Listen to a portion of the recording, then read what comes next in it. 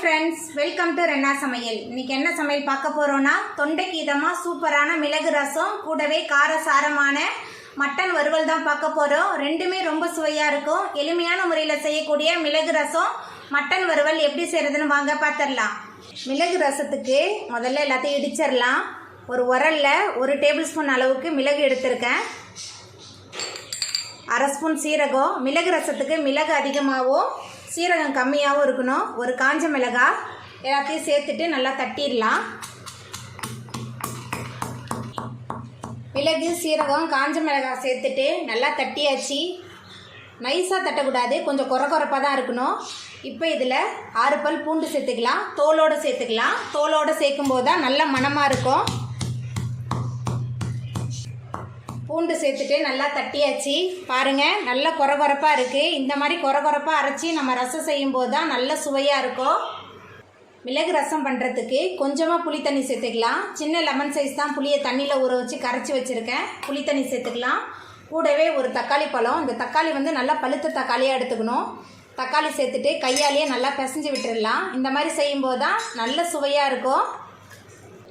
தக்காளி சேர்த்துட்டு நல்லா கையாலேயே நம்ம பிசைஞ்சு செய்யும்போது ரசம் நல்ல சுவையாக இருக்கும். அதுவும் தக்காளியில் நல்ல பழுத்த தக்காளி, கனிஞ்ச தக்காளிலாம் இருந்தால் ரொம்ப சுவையாக இருக்கும் நம்ம ரசம் செய்யும்போது. தக்காளி சேர்த்துட்டு கையாலேயே நல்லா பிசைஞ்சு விட்டாச்சு. இப்போ இதில் ரசத்துக்கு தேவையான அளவுக்கு உப்பு சேர்த்துக்கலாம். மஞ்சள்தூள், கொத்தமல்லி தழை தூவிடலாம். தூவிட்டு மறுபடியும் நல்லா எல்லாத்தையும் நல்லா கலந்து வச்சிடலாம். நம்ம எவ்வளோ ரசம் பண்ண போகிறோமோ அதுக்கு தேவையான புளி தக்காளி ரெண்டையுமே நல்லா கரைச்சாச்சு. இப்போ இதில் தண்ணி சேர்த்துக்கலாம். ரசத்துக்கு தேவையான அளவுக்கு தண்ணி சேர்த்துக்கலாம்.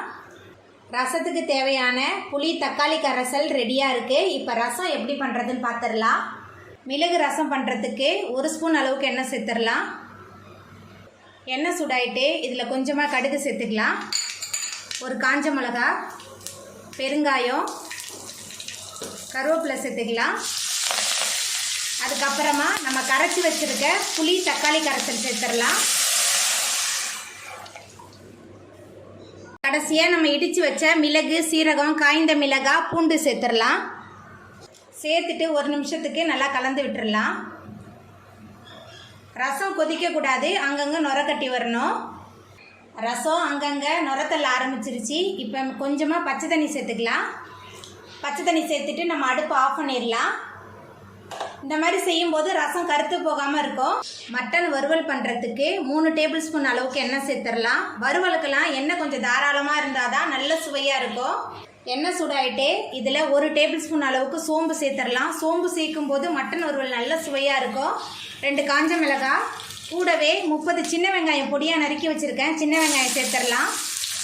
அதுக்கப்புறமா 20 பல் பூண்டு தட்டி வச்சுருக்கேன். கொஞ்சமாக கருவேப்பிலை எல்லாத்தையும் சேர்த்துட்டு நல்லா வதக்கிடலாம். வெங்காயம் பூண்டெல்லாம் நல்லா வதங்கணும். நல்லா வதக்கிடலாம். மட்டன் வறுவலுக்கு சின்ன வெங்காயம் பூண்டெல்லாம் நிறையா சேர்க்கும்போது நல்ல சுவையாக இருக்கும். 2-3 நாள் கூட வச்சு சாப்பிட்லாம், கெட்டு போகாது. சின்ன வெங்காயம் பூண்டெல்லாம் நல்லா வதங்கி வந்துடுச்சு. இப்போ இதில் ஒரு தக்காளி பழம் பொடியாக நறுக்கி வச்சுருக்கேன். தக்காளி பழம் சேர்த்துடலாம். கூடவே 2 டேபிள் ஸ்பூன் அளவுக்கு இஞ்சி பூண்டு விழுது எல்லாத்தையும் சேர்த்துட்டு நல்லா வதக்கிடலாம். தக்காளி நல்லா வதங்கி இஞ்சி பூண்டோட பச்சை வாசனை போகணும். அது வரைக்கும் நல்லா வதக்கிடலாம். தக்காளி வதங்கி இஞ்சி பூண்டோட பச்சை வாசனையெல்லாம் போயிடுச்சு. இப்போ இதில் நம்ம சுத்தம் பண்ணி வச்சுருக்கிற மட்டன் சேர்த்துக்கலாம். 1/2 கிலோ மட்டன் சேர்த்துட்டு கொஞ்சம் நேரத்துக்கு நல்லா வதக்கிடலாம். மட்டன் சேர்த்துட்டு கொஞ்சம் நேரத்துக்கு நல்லா வதக்கியாச்சு. இப்போ இதில் மசாலா தூள்லாம் சேர்த்துக்கலாம். குழம்பு மிளகாய் தூள் 3 டேபிள் ஸ்பூன் சேர்க்குறேன். உங்கள் காரத்துக்கு தகுந்த மாதிரி சேர்த்துக்கோங்க. கரம் மசாலா 1 டேபிள் ஸ்பூன், வறுவலுக்கு தேவையான அளவுக்கு உப்பு, கொஞ்சமாக மஞ்சள்தூள் எல்லாத்தையும் சேர்த்துட்டு நல்லா வதக்கிடலாம். மசாலா தூள் மட்டன் எல்லாமே சேர்ந்து நல்லா கலந்து வதங்கணும். நல்லா வதக்கிடலாம். மசாலா தூள் மட்டன் ரெண்டுமே சேர்ந்து நல்லா கலந்து வதங்கிருச்சு. இப்போ இதில் கொஞ்சமாக கொத்தமல்லி தழை தூவிடலாம். அதுக்கப்புறமா மட்டன் வேகிறதுக்கு தேவையான அளவுக்கு தண்ணி சேர்த்துக்கலாம். தண்ணி சேர்த்துட்டு நல்லா கலந்து விட்டுடலாம். தண்ணி சேர்த்துட்டு நல்லா கலந்து விட்டாச்சு. இப்போ இதில் ஒரு மூடி போட்டு வேக வச்சிடலாம். மட்டன் நல்லா வெந்து வரட்டும்.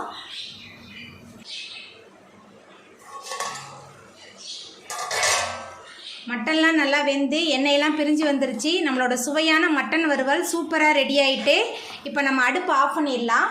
அவ்வளோதாங்க, ரொம்ப சுவையான மிளகு ரசம் மட்டன் வறுவல் சூப்பராக ரெடி ஆகிட்டு. இந்த சுவையான மிளகு ரசம் காரசாரமான மட்டன் வறுவலை நீங்களும் உங்கள் வீட்டில் செஞ்சு பாருங்கள். இந்த வீடியோ உங்களுக்கு பிடிச்சிருந்தா லைக் பண்ணுங்கள், ஷேர் பண்ணுங்கள், கமெண்ட் பண்ணுங்கள், சப்ஸ்கிரைப் பண்ணுங்கள். அப்படியே பக்கத்தில் உள்ள பெல் பட்டனை கிளிக் பண்ணிடுங்க. நன்றி.